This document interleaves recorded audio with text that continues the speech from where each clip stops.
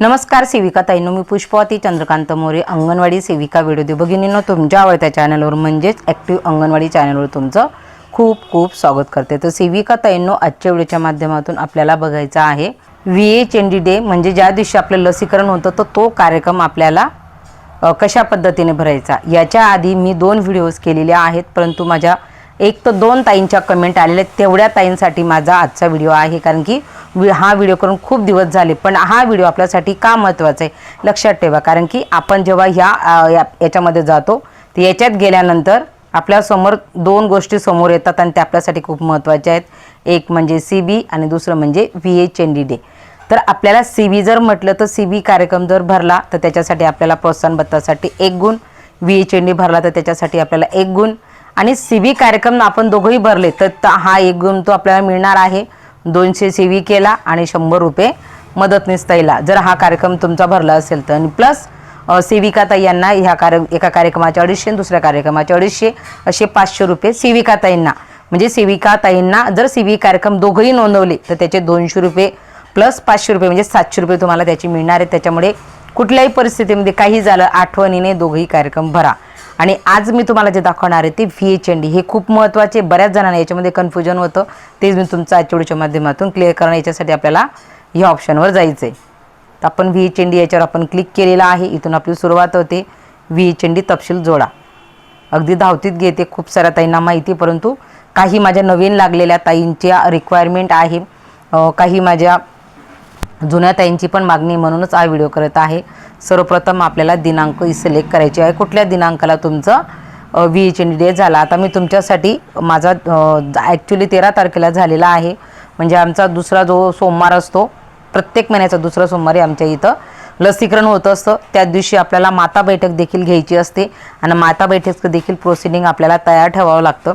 आता तुम्ही जरी महिन्याच्या शेवटी देखील भरत असाल तर तुम्ही हा जो कार्यक्रम आहे तो भरू शकता, पण CB कार्यक्रमाचा तसं नाही। CB कार्यक्रम तुम्हाला आदला 15 तारखेच्या आत एक कार्यक्रम भरावा लागतो, आणि 15चे 30 किंवा 30चा महिना असेल तर 30च्या आत, 31चा असेल तर 31चा, असा एक असे 2 कार्यक्रम आपण भरतो, ते पण ठरलेलं आहे।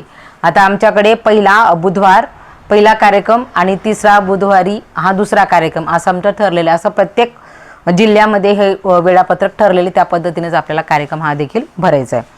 तर बघा, तुमचं लसीकरण कुठल्या तारखेला झालं त्याच्यावर क्लिक केला। आता माझा सोमवारी झालेला आहे, त्याच्यानंतर ओकेवर आपल्याला क्लिक करायचं आहे। तुमची दिनांक सेट झाली, आणि आता याच्यात पुढचा जो प्रश्न आहे तो खूप महत्त्वाचा आहे की AWC AWH NM म्हणजे अंगणवाडी सेविका, दुसरा आहे अंगणवाडी मदतनीस, त्याच्यानंतर नर्स, त्याच्यानंतर सुपरवायझर, त्याच्यानंतर CDPO। आता हे बाकीचं मराठीत आहे। MPW असतं।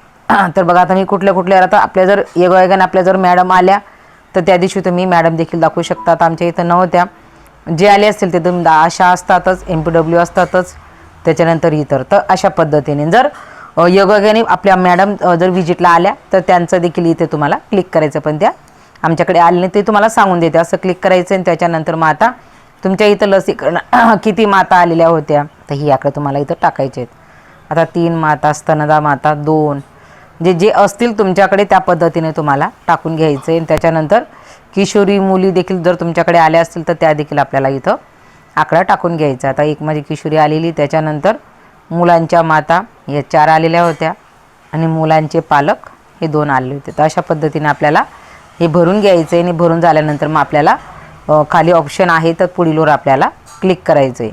आता त्याच्यानंतर आपल्याला आता एक जे ऑप्शन आहे हे इथं दिसत आहे ते एक ऑप्शन आपल्याला क्लिक करायचं आहे, आणि त्या पद्धतीने तिथे आपल्याला भरून घ्यायचं आहे। आता गरोदर माता 3, मुले 5 आणि किशोरी 1, म्हणजे जे आपण तिकडे भरलं तेच कन्फर्म। त्याच्यानंतर सप्लिमेंट म्हणजे आता आयपी टॅबलेट, जीवनसत्व, अल्पेंडाझोल, कॅल्शियम, अमोक्सिसिलिन, मल्टीविटॅमिन, झिंक पूरक, आयर्न सिरप, यापैकी काय दिलं तर त्याची तुम्ही संख्या इथे टाकू शकता। आता 3 माता होत्या त्याच्यामुळे 3, कॅल्शियम 3, म्हणजे तुमचा जसा आकडा असेल तसा तुम्हाला इथं तो टाकून घ्यायचा। त्याच्यानंतर आयर्न सिरप 3, अशा पद्धतीने टाकून झाल्यानंतर पुढचं ऑप्शन पण आपल्याला क्लिक करायचं आहे। आता SB चाचणी, रक्तातील साखरेची चाचणी, ANC जे असेल ते SB चाचणी 2-3 मातांची झाली।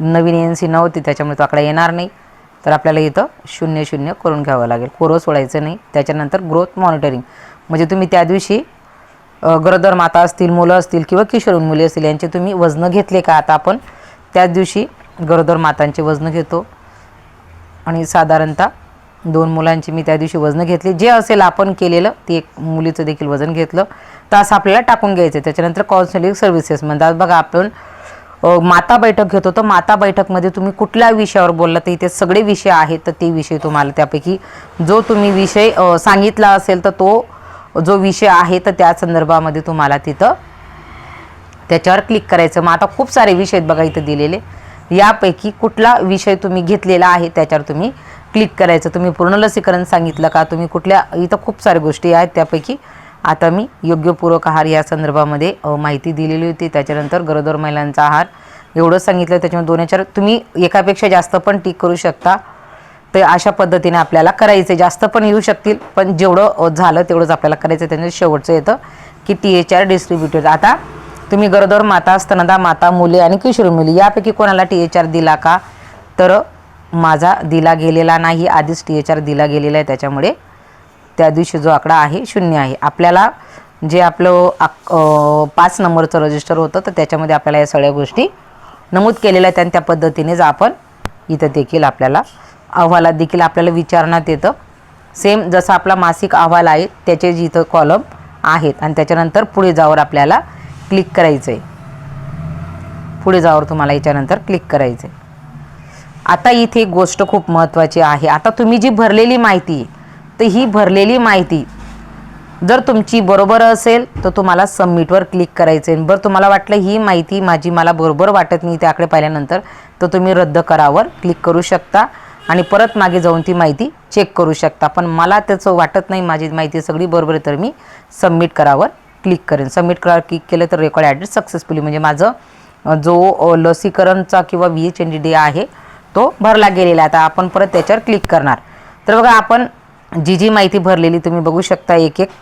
तर ही माहिती तुम्ही भरलेली आहे. तुम्हाला असं वाटलं ज्या दिवशी मात्र बघा हा परत बदल आता भरलं गेलं तरी मला असं वाटतंय की थोडंफार माझं कुठेतरी चुकतं. याच्या प्रतिक्रिया क्लिक केलं अरे नाही तिथं आकडे माझे थोडे जास्त कमी होते अशा पद्धतीने मला वाटलं तर मी इथं ऑप्शन आहे परत सबमिट होऊन गेलं चुकून तुमच्याकडनं तर बदलावर जर क्लिक केलं तर परत आपलं पेज हे ओपन होईल आणि तुम्हाला तिथे जे आकडे टाकायचे जो बदल करायचा तो तुम्ही बदल करू शकता. फक्त त्याच दिवशी हा बदल करता येतो. सेम CB कार्यक्रमाला देखील तुमचा कार्यक्रम होता अन्नप्राशन आणि तुमच्याकडनं टीक झाली गरोदर मातांचं किंवा शिशुप्रवेश झाला असेल किंवा सार्वजनिक आरोग्य संदेश तुमच्याकडे चुकून झालं असेल म्हणजे घ्यायचा होता कुठला आणि झाला कुठला हा बदल जर तुम्हाला करायचा असेल VHNDचा असो की CBचा ज्या दिवशी नोंद होतो त्या दिवशी हा बदल आपल्याला करता येतो.